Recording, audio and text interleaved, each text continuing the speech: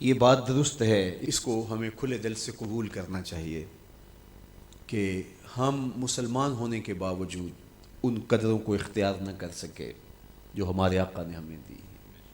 اکبر الہآبادی نے کہا تھا مس پہ ہے اپنی نظر اور سیم ان کے ہاتھ میں. ہم تو تانبے پہ نظر جمائے ہوئے ہیں اور چاندی وہ لوگ لے گئے. اقدار عالیہ، رویوں کی خوبصورتی، قوانین کی بالادستی اور زندگی کا بہت سارا جمال وہ ہم سے چھین کے لے گئے. یہ خزانہ ہمارا تھا، لیکن صاحب جام اسی کا جو بڑھ کے تھام لے، جو بھی محنت کرے. ایک وہ زمانہ بھی تھا کہ شارلمان اس کے لارڈز ابھی دستخط کرنے کی مشق سے گزر رہے تھے. ابن حزم کے قلم سے 1000 کتابیں نکل چکی تھی. وہ زمانہ بھی ہم نے دیکھا جب پیرس میں کیچڑ تھا اور بغداد عروس البلاد کہلاتا تھا.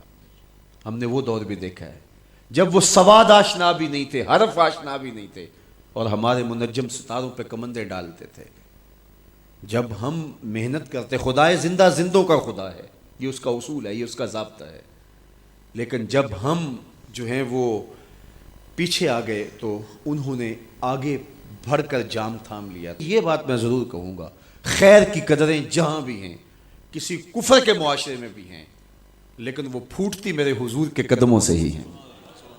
چوکھٹ اسی سے ہی فیض اور نور اور روشنی پھوٹی ہے، اجالے یہیں سے گئے ہیں، ورنہ انسان آج بھی زنجیروں میں جکڑا ہوتا. وہ کیسا سماج تھا کہ جب بیٹی کو زندہ درگور کر کے باپ آتا تھا تو معاشرہ اسے داد دیتا تھا کہ تو نے اپنی آبرو بچا لی ہے، تو نے اپنی عزت بچا لی ہے. اور یہ اتنا بڑا گھنونا جرم.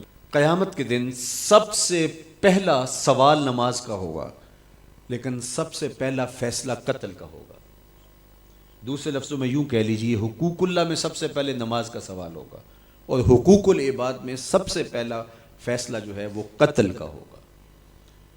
اور قتل میں بھی وہ بچیاں جو زندہ درگور کی گئی، ان کا مقدمہ پہلے لایا جائے گا. قرآن بتاتا ہے وَإِذَا الْمَوْءُودَةُ سُئِلَتْ بِأَيِّ ذَنبٍ قُتِلَتْ.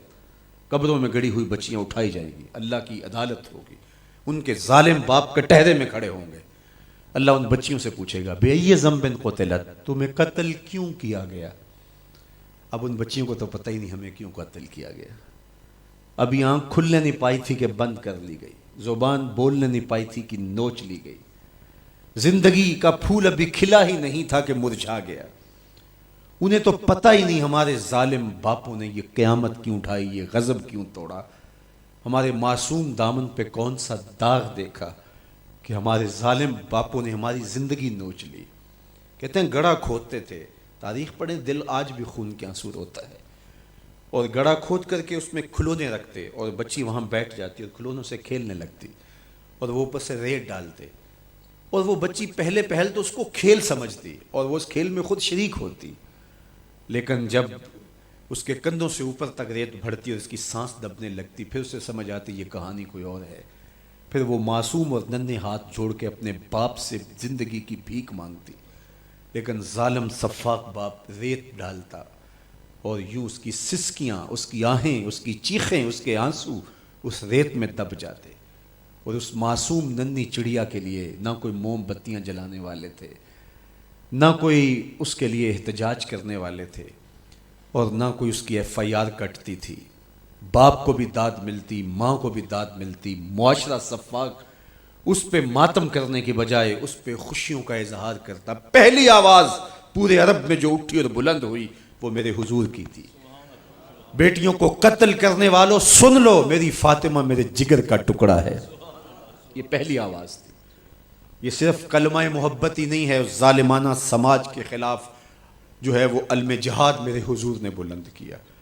میری بیٹی میرے جگر کا ٹکڑا ہے.